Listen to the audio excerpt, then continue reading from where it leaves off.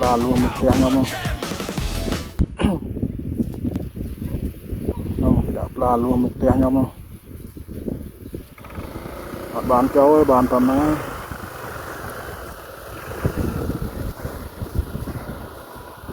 đi tiệc tầm mất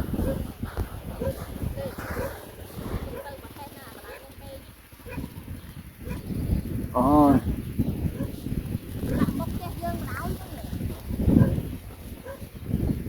một tiếng gì lại khơi trầu này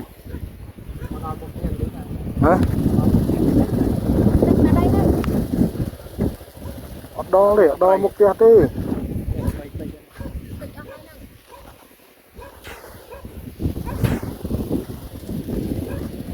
ô cái bùa xô xô tiêu là xuyên này